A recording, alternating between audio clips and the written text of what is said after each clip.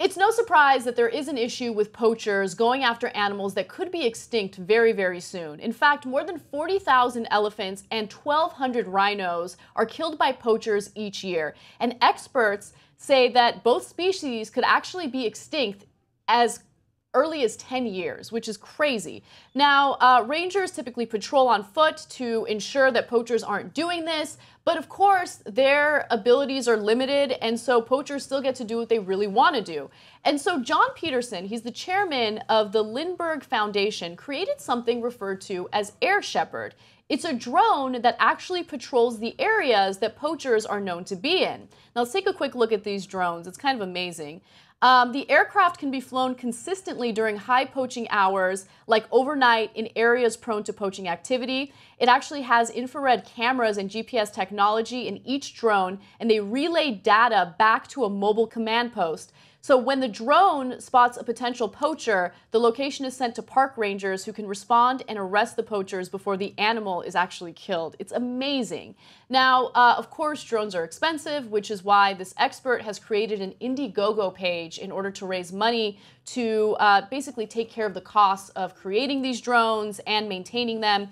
In fact, he's in the process of raising $500,000 through the fundraising site, and that will implement a one-year program for the drones. So I like this story because oftentimes when we talk about drones on the Young Turks or even on The Point, it's negative coverage because drones have been used for things like signature strikes in the Middle East where there are many casualties, innocent people get killed. They're used for surveillance on innocent citizens such as us.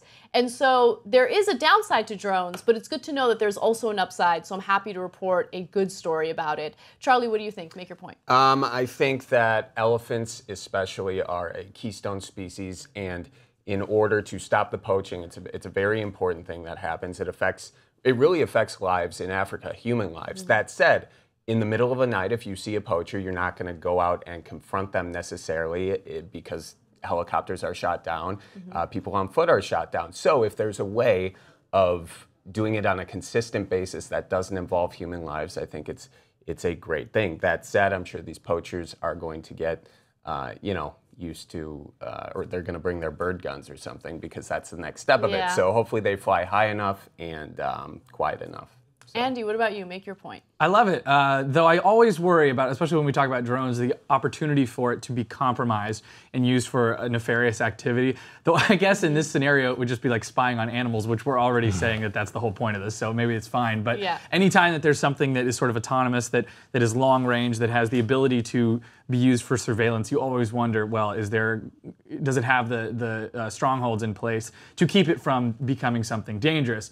That being said, I'm really happy to hear about this issue because I feel like this is so 90s almost. It's like a throwback. We haven't heard about like, save the elephants for such a long time, and it's just like, oh, okay, good.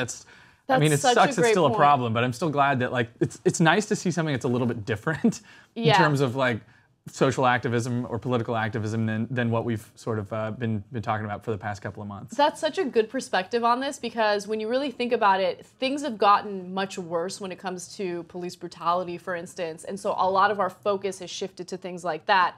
But it is good to know that there are people out there that are still trying to protect animals, especially those that could go extinct in 10 years. That's insane. Now, here's the personal question for the story. If a drone followed you around all year, what's the worst thing it would catch you do? Andy. Probably this show, right? No, I say every time I come on here, there's always something that I say that's like really horrible and we inappropriate. Love it. Like, I always get a lot of shit for it. I don't know. The thing is, it's like I don't know that. I don't really do that much. It probably would be the most boring thing ever. You would see me sitting at home watching reruns of the Golden Girls, and that's probably it. Okay.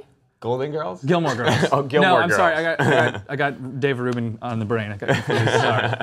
Fair enough. What about you, Charlie? I mean, most of the inappropriate things I don't, do out in the open. So I don't think although, I mean, there are those late nights where you're out at the bar and you're drinking and there's not a bathroom to be found, and so you do the only natural thing is use God's restroom. That might be it. That might be it. Okay, you guys are super boring. The back of so boring. I agree with you. I do most of my naughty stuff behind closed doors, and a drone wouldn't see me anyway. But there are two things that I think that the drone would catch me do. Both of them have to do with rage.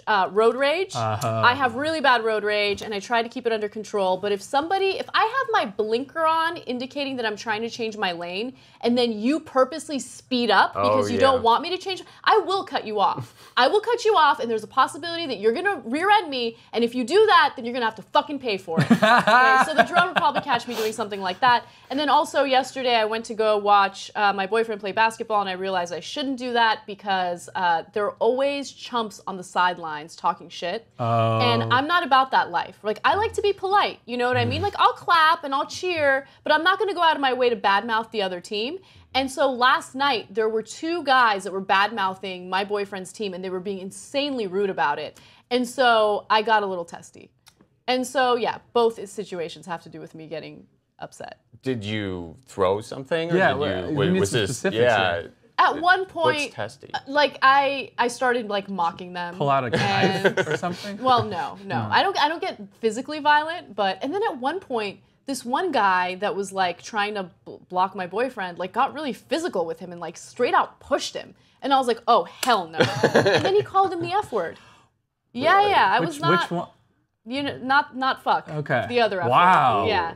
Whoa. Anyway, I was not pleased with that game. Anyway, but tell us what you guys think.